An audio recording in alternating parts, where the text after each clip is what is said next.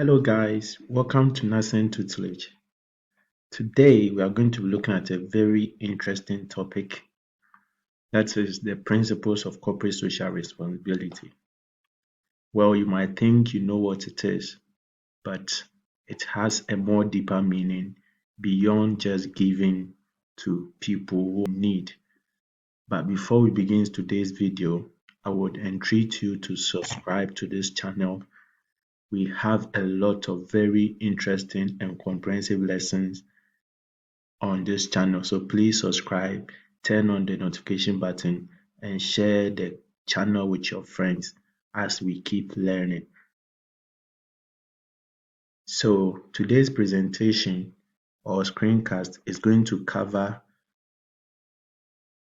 what corporate social responsibility means. We are going to explore what it is. After that, we will look at the guiding principles of corporate social responsibility. And then we will look at some of the components of corporate social responsibility. And we are going to back it all up with examples from the Ghanaian context. By the end of this video, you are going to have a deeper understanding of the principles and components of corporate social responsibility. So we begin with the explanation of corporate social responsibility. So CSR, simply put, when we say CSR, we are looking at the voluntary actions that a business or a company takes in order to manage the social, environmental, and economic impact of the operations, beyond the legal requirements. So CSR is not just about donating to orphanages, donating to community projects, as we most of the time see businesses do.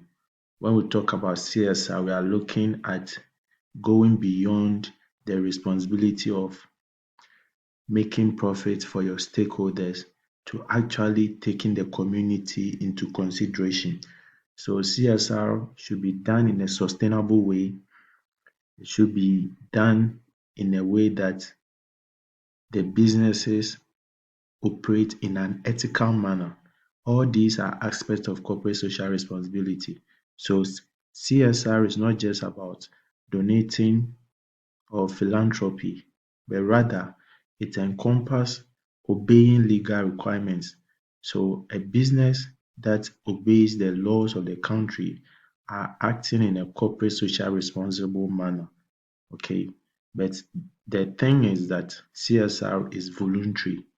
So it's not something that they are forced or a business is forced to comply with. It is something that is voluntary.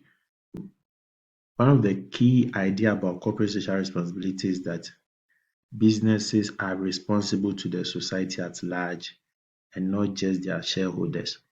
So in as much as their shareholders invest money into the business and in return they would want profit, businesses must ensure that in as much as they provide a profit for their shareholders, they are not doing it in an unethical manner. We will then look at the principles of corporate social responsibility.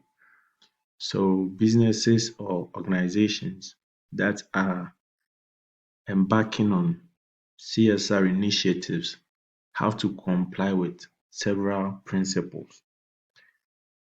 We would look at three key principles today, that is sustainability, accountability, and then transparency. So for these three key principles, businesses must consider them when undertaking CSR initiatives. One of the core principles is sustainability. And when we talk about sustainability, we are looking at businesses making sure that their activities are ecologically and socially viable in terms of its long-term impact on society. CSR should not be about short-term fixes like we see most corporate bodies do. It's like when they've made all their profit, they've satisfied all their shareholders, then the residue is what they use to embark on corporate social responsibility initiatives. That is not how it should be done. So we mostly see businesses donating to orphanages, they donate to hospitals. But the question is it sustainable? Is it sustainable? Is it something that is going to help the beneficiaries in the long term? So corporations should consider the fact that whatever initiative they undertake, it should be sustainable. One typical example is the cocoa industry giving scholarships to the children of cocoa farmers to further their education. This is a typical example of a sustainability at play when we come to corporate social responsibility. We also have the Vodafone helpline that supports people with underlying health conditions.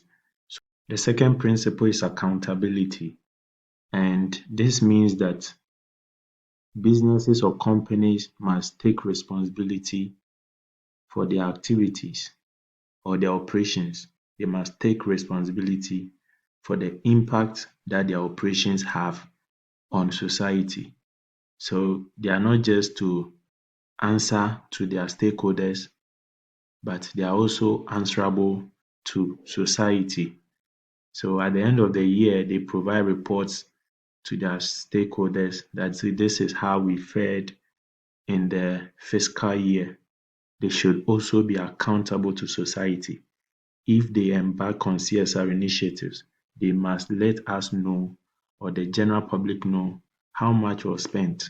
So you said that you are investing in scholarships. How many children are benefiting from these scholarships? You are investing into farming. What has been the impact? They should be accountable to society. If not, they will just come and publish in the media that they are embarking on these initiatives when they are not telling us the source of funding, how much have been spent, and how many people have benefited from these projects. The third principle is transparency. This principle is telling businesses that they should be open and very honest with society. So when they make mistakes, they must admit it. They should alert the society on the limitations of their CSR initiatives. And this is something that the mining industry have done so well. They most of the time publish their investment details and results of their outreaches for the various towns that are near where they operate.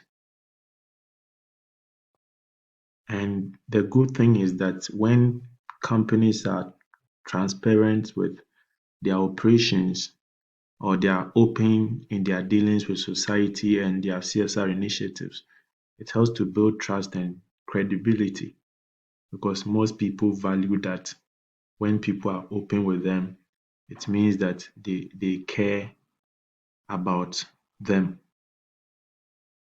So let's now shift our attention to the components of corporate social responsibility. And we'll be looking at each of them. Actually, there are four of them. We have economic, legal, ethical, and philanthropic. So we'll begin with the economic component or responsibility. And this is the foundational responsibility of every business or entity. First of all, you have to make profit to be able to survive. If the business is not thriving profitably, or if a business is not making profits, they cannot undertake the other three, which is ethical, legal, and then philanthropic. A business have to be profitable. They should be able to make profit. They should be able to employ people, create jobs, and create value for society. Once they're able to do this, they can then survive to undertake the other responsibilities. And once a business is able to achieve this, they are then able to contribute to national development. Telcos like MTN, Vodafone, These organizations and banks like Stanbic Bank are providing a lot of job opportunities for people. They are making profits and contributing extensively to national development. The legal responsibility comes next, and this has to do with obeying the laws of the country where you operate. So a business must pay tax. Make sure that you meet all your tax obligations to operate within permits and then operate within the confines of the law. This is very important because you cannot operate in a nation or a country without complying with the labor laws, without paying your tax and all that. You are not going to survive anyways. This is a core responsibility of every business to be responsible legally. A typical example is the mining industry in Ghana. We know the issue of galamsey, quote unquote, illegal mining, destroying water bodies, destroying natural habitats and forests. This is not the way to go. So even though when we come to corporate social responsibility, per statistics, the mining industry is the is the major industry that contributes to corporate social responsibility in terms of philanthropy. It is also important that they obey the laws of the nation. They cannot keep on polluting water bodies, destroying forest reserves, and then at the end of the day, they come and make donations, boreholes to the community members. This is not sustainable. We also have the ethical component of responsibility, and this goes beyond just obeying the laws of the nation regarding the operations of a business. This looks at doing what is right, what is fair, and this includes fair wages, and then fair trade practices, and also provide better working conditions for their employees. These things I've mentioned are not things that the laws often regulate. The laws will tell them that make sure that the minimum wage is 200 Ghana cedis a day. So make sure that you don't pay them less than that. But the business have the know-how as to what a good wage is, looking at the living expenses of people. So when we talk about ethical, we are looking at being fair in the treatment that you offer to your employees, your competitors, and also the society. That's what we mean by the ethical aspect. And this goes beyond the laws of the nation. And the last one is the philanthropic component. And this is the commonest responsibility we see most businesses embark on. And in general, when we say CSR, most of us think or most of us look at it from the philanthropic point of view. But it is just one of the four which we've explained early on. Philanthropy is about generous giving. This can include giving scholarships, healthcare posts, and then giving disaster relief to victims of natural disasters. So most businesses that embark on CSR initiatives adopt this component. They often donate to orphanages, they often give to hospitals and communities where they operate. And this is the most visible um, component of the corporate social responsibility. So to wrap it all up, we have established that CSR is not just about charity. CSR is about ethics. CSR is about obeying the laws. And CSR is about being economically responsible.